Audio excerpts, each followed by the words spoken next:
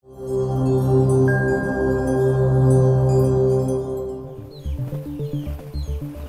teman-teman, ini adalah salah satu sekolah SD negeri yang ada di RW 04 Desa Cijayanti.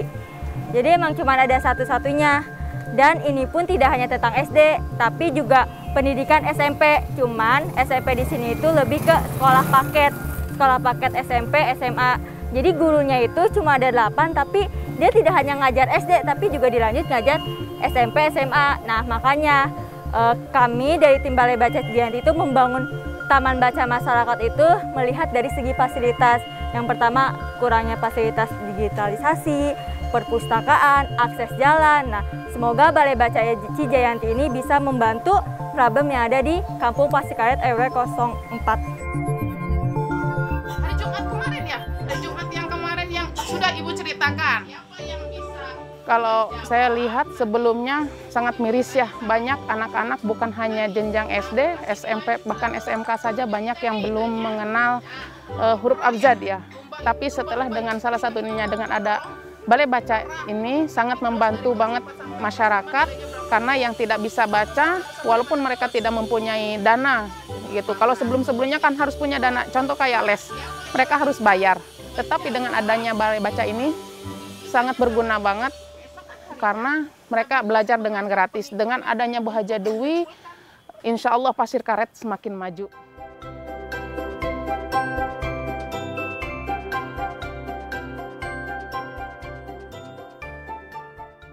Jadi emang di sini mata pencariannya kebanyakan pertanian ya.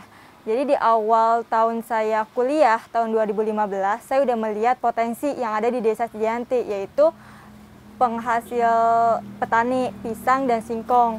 Oleh karena itu saya tertarik dong untuk kayak meningkatkan produk UKM. Barulah di tahun 2021 aku mulai mengajak para ibu-ibu tuh untuk ikut, karena yang aku lihat yang tadi perekonomian di sini kan belum stabil. Belum stabilnya karena apa? Karena mereka punya produk tapi mereka bingung memasarkannya. Mereka punya produk tapi mereka tidak memiliki legalitas. Padahal di sini banyak villa, di sini banyak perusahaan, tetapi ketika mereka mau memasukkan produknya itu ditolak. Gara-gara apa? Gara-gara packaging. Assalamualaikum. Ada Bu Lestinya nggak? Mana? Jadi ada salah satu ibu yang pernah ngechat aku. Jadi kayak aku tuh di sini kebetulan dipanggilnya Teteh. Teh, ini ada produk UKM. Dia kekurangan modal, tapi produknya bagus. Dia kebingungan.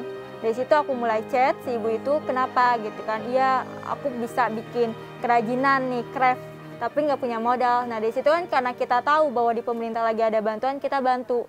Setelah itu kita berikan modal ke mereka, setelah itu kita bantu pemasarannya, dan alhamdulillah dia sekarang udah mulai naik dan pemasarnya pun udah kayak keluar kota juga. Jadi itu salah satu bukti UKM craft. Dia tuh masih anak muda, seumur aku 24 tahun, tetapi dia udah punya anak, udah nikah. Tapi jiwanya, semangatnya itu masih luar biasa. Makanya kita mendukung nih yang bisa dikatakan nikahan muda itu. Kita, ayo ibu-ibu yang masih muda, walaupun kita punya anak, tapi nggak jadi penghalang untuk kita berkarya. Itu juga salah satu yang ingin kita tingkatkan.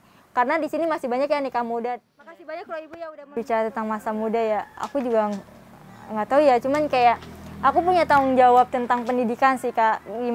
Ya karena aku punya pendidikan lebih dari teman-temanku, kayak punya utang aja. Hutang di mana aku terus kembali ke desaku sendiri untuk membangun desa itu. Yang pertama tuh kayak hutang pengabdian, karena aku nggak pernah merasakan pendidikan di sini, hanya sekedar melihat.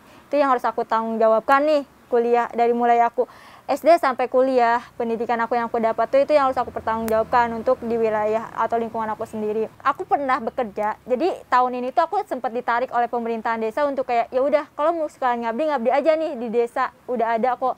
Cuman pada saat itu aku dapat gaji, aku dapat lingkungan yang emang menurut aku lebih banyak yang support. Beda lah ketika kita di pemerintahan tuh ya masyarakat pun akan melirik kita dong, kayak anggaran udah ada, cuman kayak mohon maaf gitu kalau di pemerintahan tuh kayak setengah-setengah gitu loh, pengabdian tuh beda. Jadi kayak malah aku keluar dari pemerintahan itu, dari pekerjaanku, dan kembali lagi dengan sosial. Aku tuh lebih senang dengan dunia sosial, jadi kayak udah kayak mau dapet gaji atau enggak itu udah nggak jadi masalah. Gimana rasanya jadi guru nih? Akhirnya seperti itu ya Teh, karena udah selesai satu materi. Ya pokoknya untuk para pegiat-pegiat sosial ataupun pemerintah, yuk kita kolaborasi. Karena banyak orang yang masih berpikir, apa sih, untuk apa kolaborasi? Yang paling aku ingin terapkan untuk kedepannya, untuk warga desa Cijanti, berkolaborasilah dengan siapapun. Karena dengan berkolaborasi, kita akan maju gitu loh. Kita akan bisa lebih cepat untuk perubahan yang ada di desa Cijanti.